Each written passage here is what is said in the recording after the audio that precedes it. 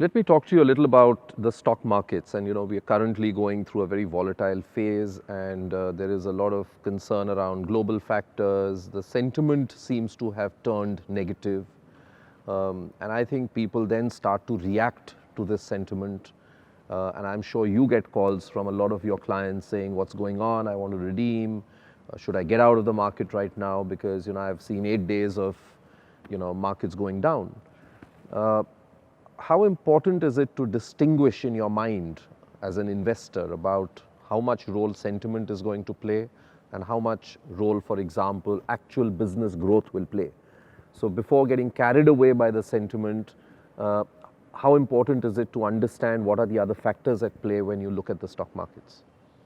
So actually, we think sentiment has very, very little impact. So one of the things that we keep telling our clients as well, and we want to tell everyone who's watching this also, is that if you look at long-term data in India, you'll find a very strong correlation between the Sensex returns and corporate earnings returns and corporate earnings growth. And while you might just say it's a coincidence, the chances that this has played out over 20-25 years as a coincidence is very unlikely. So I think most investors need to separate these out. There will be years in which corporate earnings will grow, but stock markets won't. There'll be years in which corporate earnings won't grow, but stock markets will. And then there'll be years where both will grow together or both will go down together.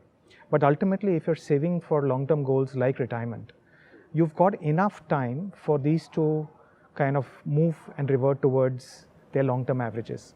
And therefore, we tend to believe that the more you get taken in by sentiment, the more likely that you're going to create damage for your portfolio.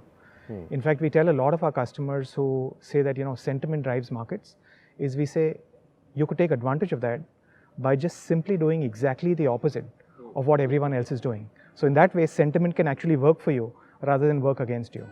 Mutual fund investments are subject to market risks. Read all scheme-related documents carefully.